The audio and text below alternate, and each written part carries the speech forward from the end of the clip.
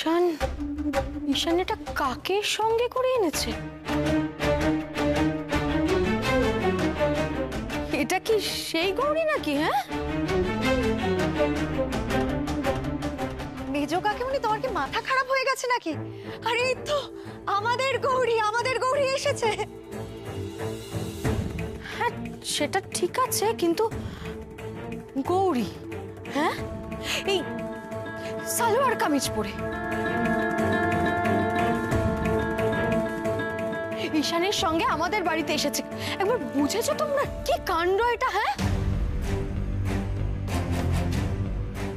যে গৌরী এই বাড়ি থেকে বেরিয়েছিল আর যে গৌরী এখন ফিরে এসেছে, আমি তো এই দুজনের মধ্যে কোনো মিলই পাচ্ছি না রে নীলা।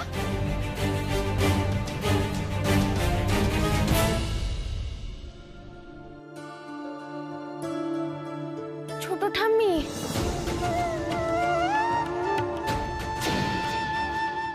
ও ছোট ঠাম্মি, গৌরী, তোমরা সবাই ঠিক আছো তো? আমি এসেছি তো। ভাবে কাঁদে না, এই দেখুন আমি চলে এসেছি, তোমরা সবাই চলে এসেছি।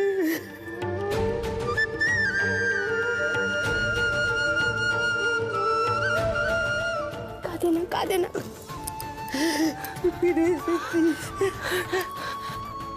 খবরদার, আর এক পাও এগোবে না তুমি। কোন সাহসে এই বাড়িতে পা রেখেছো তুমি? তোমার দুঃসাহস দেখে আমি অবাক হয়ে যাচ্ছি।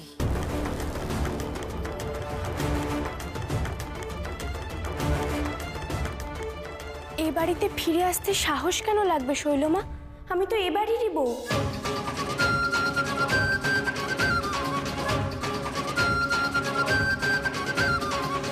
ও আচ্ছা, তো এ বাড়ি থেকে কাউকে কিছু না বলে বেরিয়ে যাওয়ার সময় তোমার মনে হয়নি যে তুমি এ বাড়ির বউ?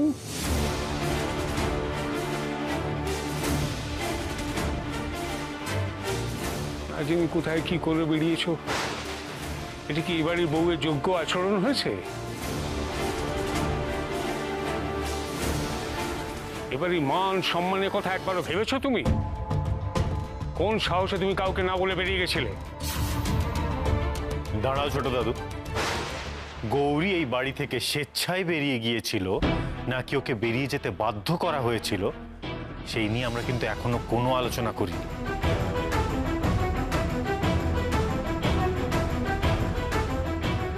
ঈশান, তুমি অনেক কিছুই জানো না। ওর মুখে একতরফা শুনে তুমি কোনো সিদ্ধান্ত নিও না। তুমি জানো গৌরী কি করেছে? ও এ বাড়ির রত্ন চুরি করে পালিয়েছে।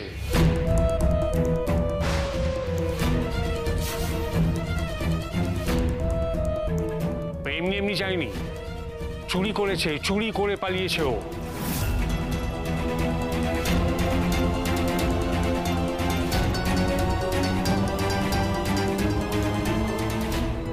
শোনো ছোট দাদু, গৌরী চোর এই কথাটা আমি না মরে গেলেও বিশ্বাস করব না।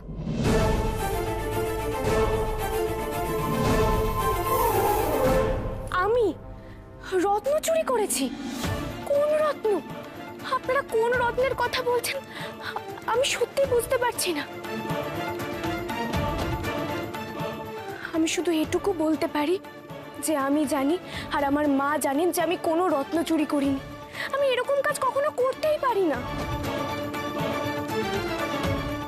আচ্ছা আচ্ছা, তোমরা কি গো, মেয়েটা সবে বাড়ি ফিরলো, আমাদের ছেলেটাও বাড়িতে ফিরেছে, তারপরেও তোমরা এই নিয়ে কথা বলে যাচ্ছ?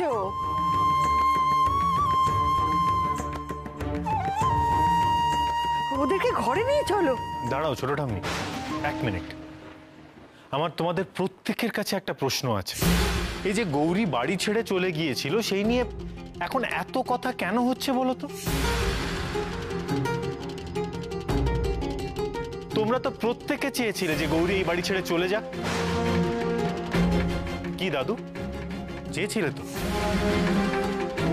দাদু ভাই, তুমি আমাকে ভুল বুঝো না। আমরা সকলেই গৌরীকে ভালোবাসি। গৌরীকে নিয়ে আমাদের কারোর মনে কোনো বিতৃষ্ণা নেই। কিন্তু তুমিও আমাদের কথাটা বোঝার চেষ্টা করো। ওর তো কোনো জন্ম পরিচয় নেই। ও কার মেয়ে, কি জাত, কি ধর্ম, কোন কুল, কোন পরিবারের মেয়ে, আমরা তো কিছুই জানি না।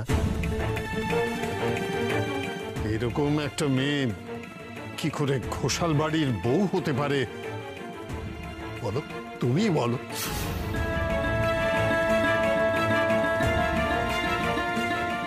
আমি সত্যি চাইনি গৌরীকে এ বাড়ি থেকে বের করে দিতে, কিন্তু তুমি একটা জিনিস বোঝো যে এই বাড়ির তো একটা ঐতিহ্য, একটা পরম্পরা আছে।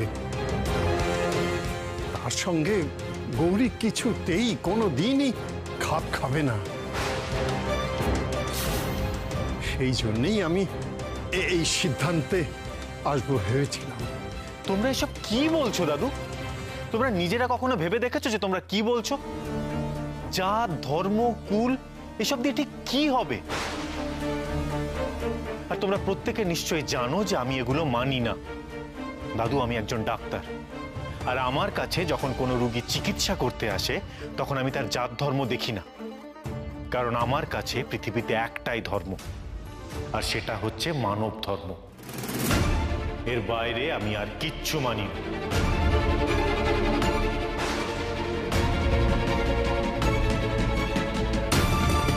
তাই আমার স্ত্রীর জাত, ধর্ম, কুল এসব নিয়ে আমি কেন ভাবতে যাব?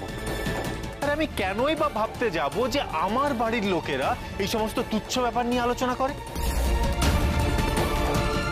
তোমরা প্রত্যেকে শুনে রাখো, আমার কাছে এই পৃথিবীতে সত্য একটাই, আর সেটা হচ্ছে বিজ্ঞান। আর একটা জিনিসের ওপরই আমি ভরসা করি, সেটা হচ্ছে যুক্তিবোধ।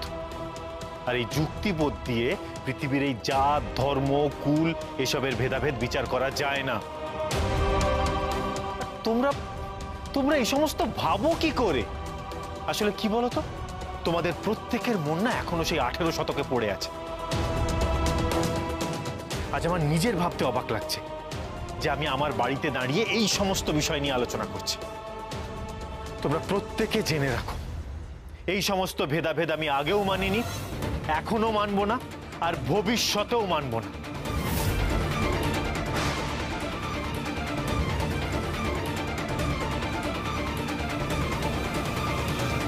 আর যদি কেউ এই নিয়ে আমাকে কিচ্ছু বোঝাতে আসো, তাহলে কিন্তু তার সাথে আমার বিরোধ বাঁধবে।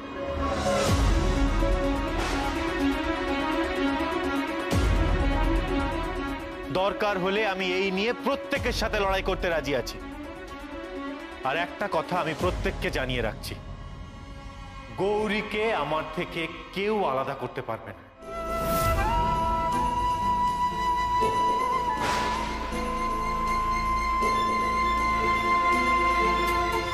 কারণ গৌরী আর আমি আলাদা সত্তা নই, আমরা এক। গৌরী আমার প্রকৃত অর্ধাঙ্গিনী।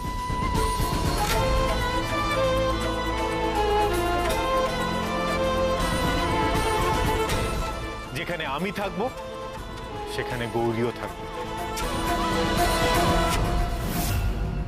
তাই তোমাদের যদি গৌরীকে এ বাড়িতে থাকতে দিতে কোনো রকম কোনো অসুবিধে থাকে, তাহলে আমাকে পরিষ্কার করে বলো। আমি সানন্দে গৌরীকে এখান থেকে নিয়ে যেতে রাজি আছি।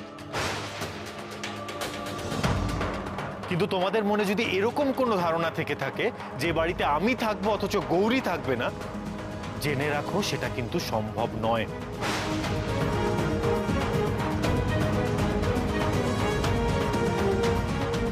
কারণ আমাকে আর গৌরীকে তোমরা কোনোদিনও আলাদা করতে পারবে না।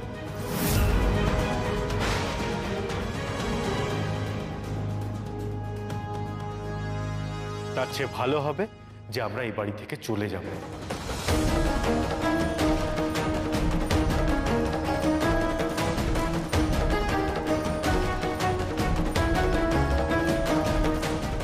গৌরী, এসো।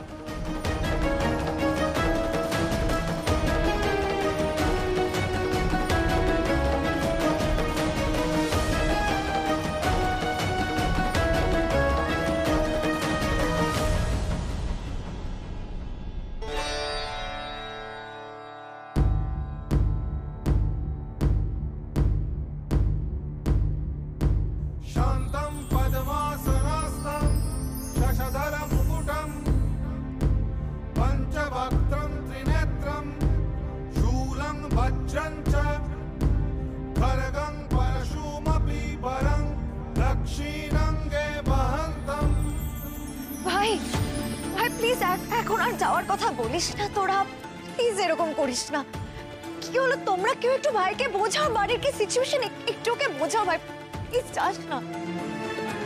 কি বোঝাবো ওকে নীলা, কি বোঝাবো কি? এটা তো এবারই ফ্যাশন হয়ে গেছে, কাউকে কিছু বললেই বাড়ির ছেলেরা বাড়ি ছেড়ে চলে যায়। কিচ্ছু বলা যাবে না, তাদের বউকেও কিছু বলা যাবে না, বউকে মাথায় তুলে রাখতে হবে।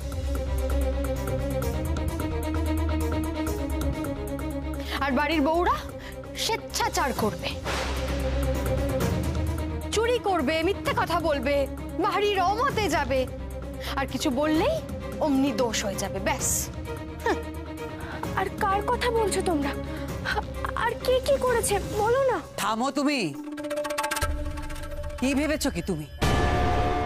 ঈশান তোমার হ্যাঁতে হ্যাঁ মেলায় বলে এই বাড়ির লোকেও তাই করবে?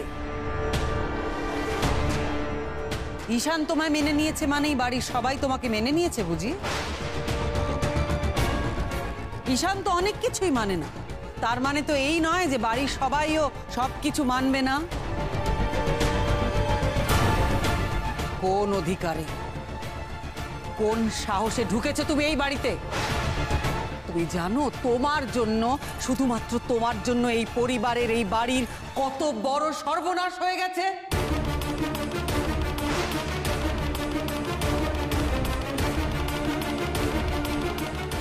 আমার জন্য? আমার জন্য এই বাড়িতে সর্বনাশ হয়েছে? তা নয় তো কি গৌরী, কথায় কথায় মা মা করে, হ্যাঁ?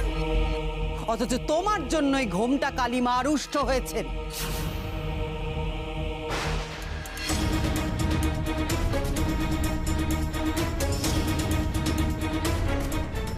মানে আমার জন্য মা ঘোমটা কালী কেন রুষ্ট হবেন? আমি কি করেছি? মায়ের রোষের যে কারণ আছে সেটা তুমি জানো না, তাই তো? তোমার মতো একটা অজ্ঞাত কুলশীলা মেয়ে দিনের পর দিন মায়ের পবিত্র মন্দিরে গিয়ে মায়ের পুজো করেছে, এই কথা প্রকাশ হওয়ার সঙ্গে সঙ্গেই মা রুষ্ট হয়েছে। আর সেই কারণেই মায়ের রাগ আছড়ে পড়েছে, আর পর পর এই সব অঘটন ঘটছে।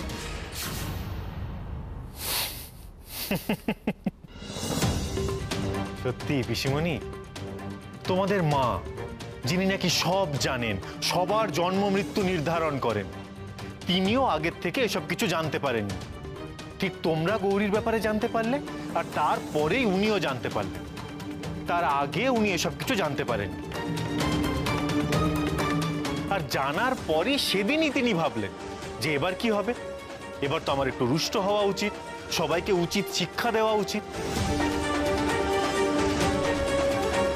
কি তাই তো?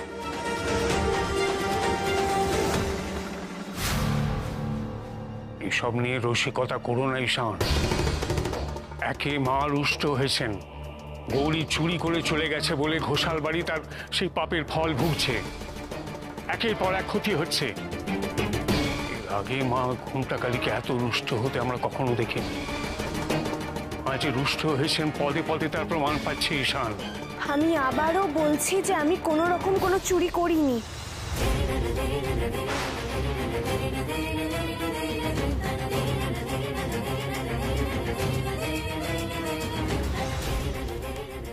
আশ্চর্য, তোমরা গৌরীকে কেন বলছো? ওর জন্য কিচ্ছু হয়নি, বরঞ্চ এখন যদি বাড়ি ঠিকঠাক হয় তাহলে সেটা হবে এই গৌরীর জন্য।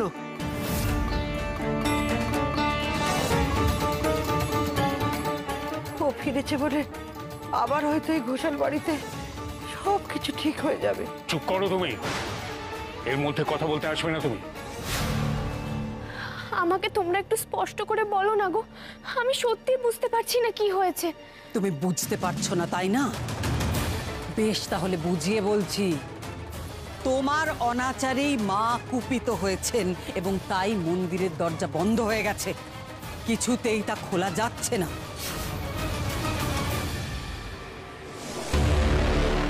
তার ফলেই তো চারিদিকে এত অমঙ্গল হচ্ছে। সে কি মায়ের মন্দিরের দরজা খুলছে না? আমি জানি এরকম কেন হয়েছে। মাগো মাগো, তুমি আর অভিমান করে থেকো না মা। এই দেখো না, এই দেখো না, আমি তো চলে এসেছি। আমি এত করে ডাকছি, তুমি সাড়া দেবে না মা?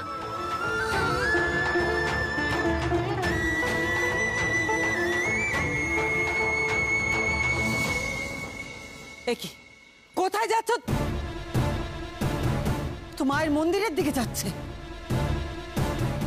গৌরী এ বাড়িতে পা দেওয়ার সাথে সাথে তোমরা প্রত্যেকে না নিজের সমহিমায় ফিরে এসেছো।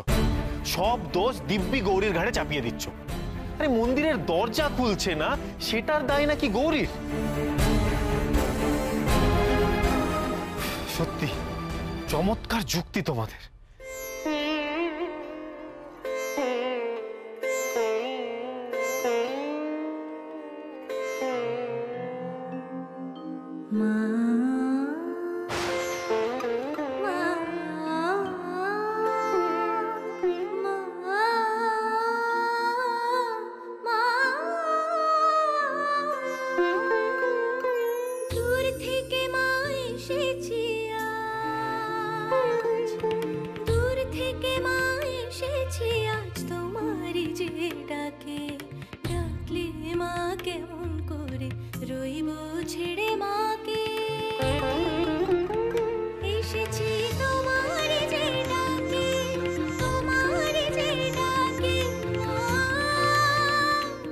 শুনতে পাচ্ছ? শুনতে পাচ্ছ তুমি বাবা? ওই মেয়ে আবার গান ধরেছে। কি মনে করছেটা কি? ও গান গাইলে মন্দিরের দরজা খুলে যাবে, তাই না? না না, এই বাড়িতে আর কোনো পাপ হতে দেওয়া যাবে না। যে করেই হোক ওই মেয়েকে আটকাতেই হবে। ওর পা আমি এই পবিত্র মন্দিরে আর কিছুতেই পড়তে দেব না, কিছুতেই না।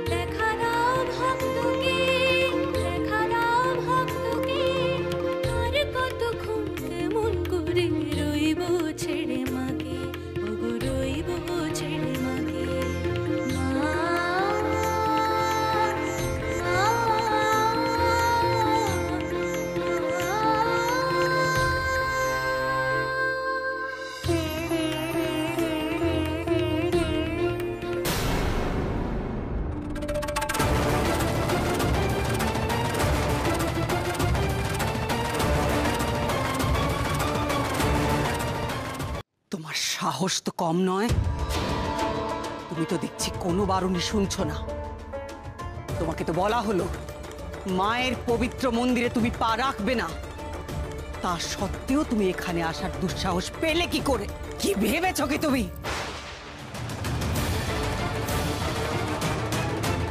তুমি এখানে দাঁড়িয়ে গান গাইবে আর তোমার গান শুনে মায়ের মন্দিরের দরজা আপনি আপ খুলে যাবে? হ্যাঁ,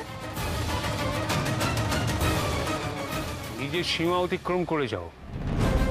তোমার মতন অবাধ্য মেয়ে আমি দুটো দেখিনি। গৌরী, ছেড়ে দাও। আমি তো তোমাকে বলেছিলাম যে এখানে তোমার কোনো কথার দাম নেই। তোমাকে আমি এই জন্যই বলেছিলাম যে এখানে আসার তোমার কোনো প্রয়োজন নেই, কিন্তু তুমি আমার কোনো কথা শুনবে না। এখন দেখছো তো যে বারবার কিভাবে অপমানিত হচ্ছ। আমি কিন্তু এগুলো আর সহ্য করব না।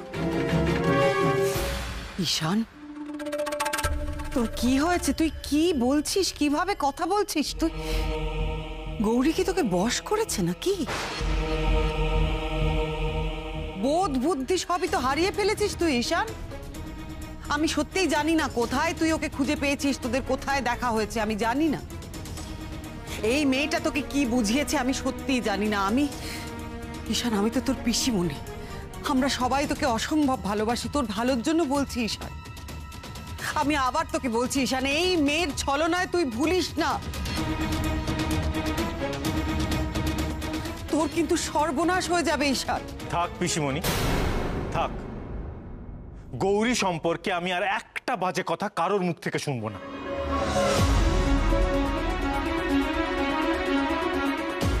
আর পিসিমণি শোনো, ঠিক ভুল নিয়ে না আমার মনেও যথেষ্ট দ্বন্দ্ব রয়েছে, তাই ওর উত্তর আমি নিজেই খুঁজে নেব।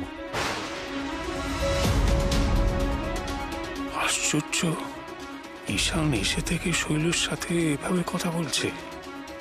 ও তো কখনো এত রূঢ়ভাবে শৈলের সাথে কথা বলে না। কি হয়েছে ওর? তোমরা সবাই ভুল ভাবছো। আমি তোমাদেরকে বলছি, আমাকে একটিবার মায়ের সঙ্গে কথা বলতে দাও, দেখবে সব ঠিক হয়ে যাবে, মায়ের দরজা খুলে যাবে। এতদিন ধরে যে দরজা খুলছে না, তুমি কোন ভোজবাজি দিয়ে সেই দরজা খুলবে? নিজেকে কত বড় সাধিকা মনে করো তুমি? আমি ওসব কিছু নই ছোট দাদু, আমি অতি সাধারণ, শুধু মায়ের ভক্ত, মায়ের সন্তান।